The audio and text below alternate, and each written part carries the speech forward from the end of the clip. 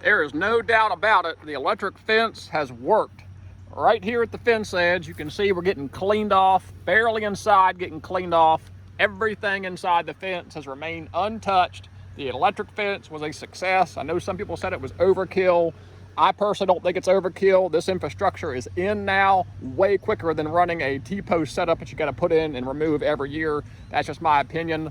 The Perdovics up here are really lush and we are starting to bloom a little bit. I think we've got some overcrowding in the Perdovics, but we are going to have blooms. We are going to have sunflowers. What I don't know is how big the heads are gonna be and will it be seed bearing. I have a lot of sunflowers, but I'm worried there's just not gonna be a lot of seed production. So there'll be blooms. It's gonna be a pretty field at a distance for sure. I just don't know how much seed we're gonna have. This little guy right here takes the award for the first sunflower. We are gonna have blooms, and I think we're gonna have right many of them.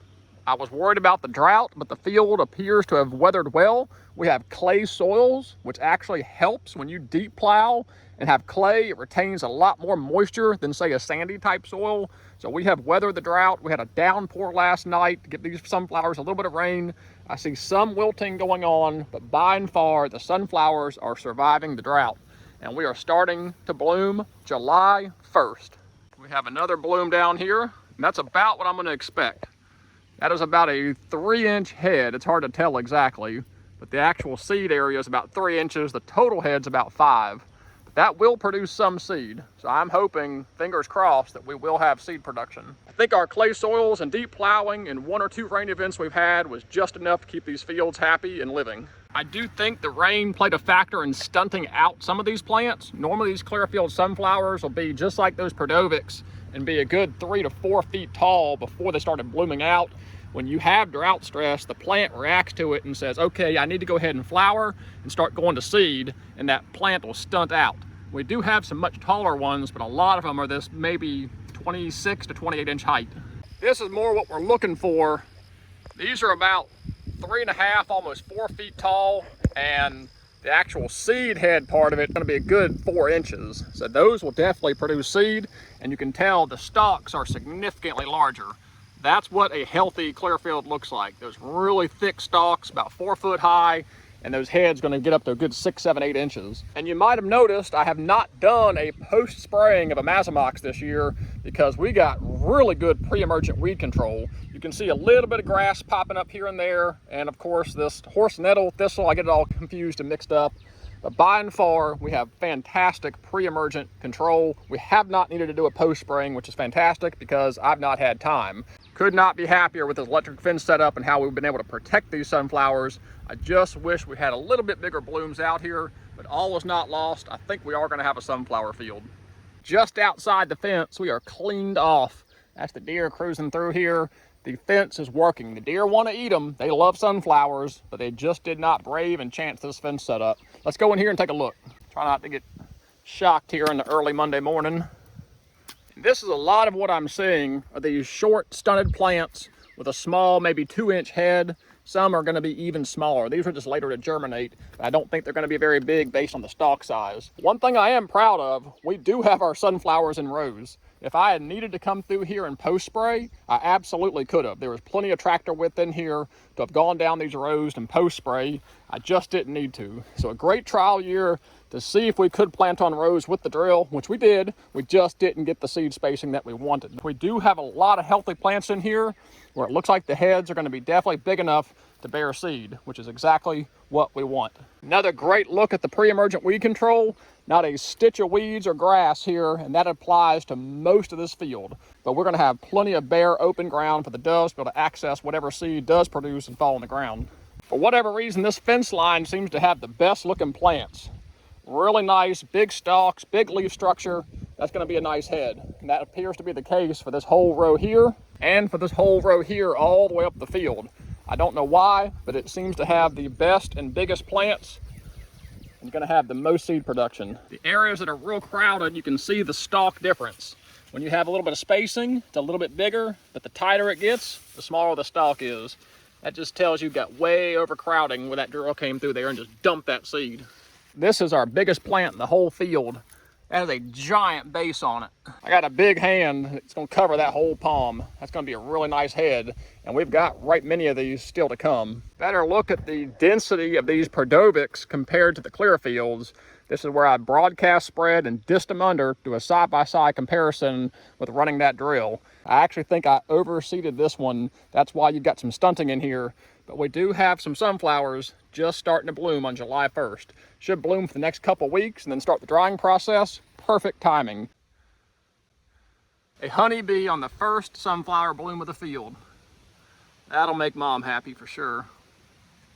Let's go look at the cornfield. Driving in, I saw a lot of ears coming on. There is some drought stress, but I think we're gonna have us a cornfield. Look at this corn. I mean, look at the cob size on this guy. We're gonna have 1, 2 ears. I was told a perfect corn plant only has 1 cob, maybe 2. All the energy goes into one production. So drop a comment, let me know if that's true.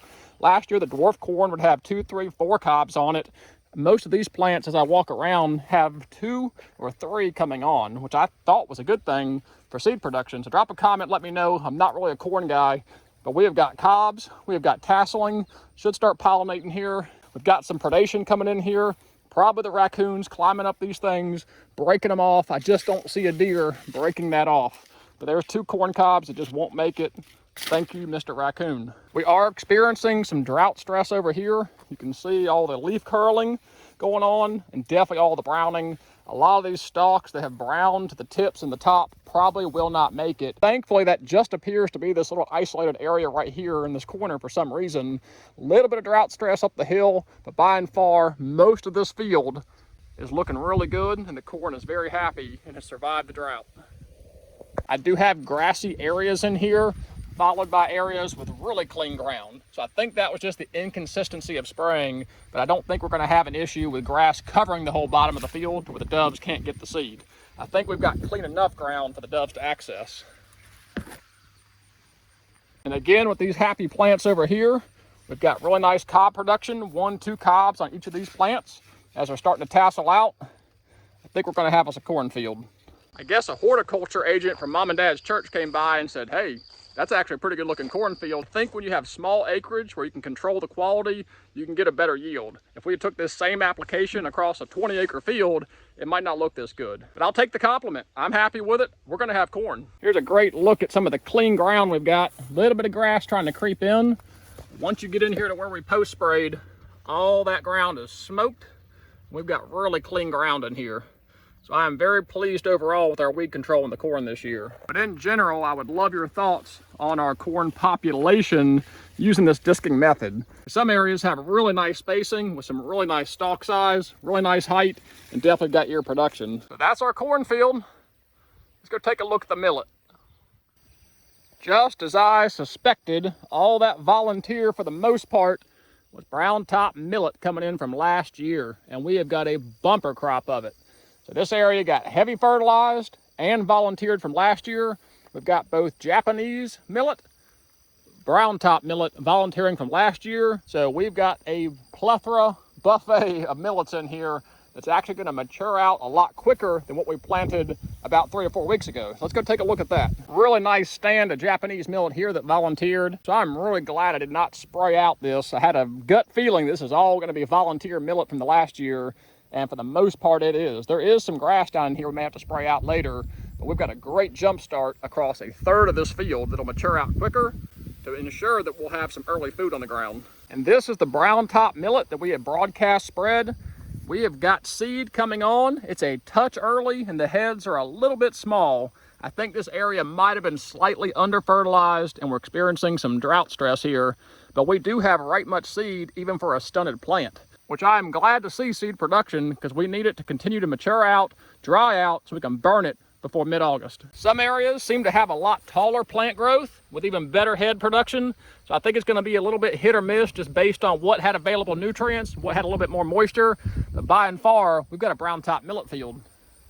These sunflowers never had a chance. The deer didn't eat these off. They just don't have the available nutrients in the sunlight, I don't think, to outcompete this millet.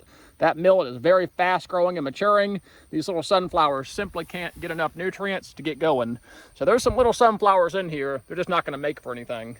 Update complete. I know you guys like the updates. I like giving them. It's fun to check progress, see how things are working. This is July 1st, fitting it in early. The sun's barely even up, doing it before work. But we have corn. We are starting to bloom in the sunflower field, and we've got seed in the brown top millet field. So we are trending in a great direction, all things considered with the drought and the mishaps over the sunflower field. As always, I'm curious of your thoughts. Please drop a comment. Let me know what you think about the corn, the millet, the sunflowers. I always appreciate that feedback. Always a great dialogue.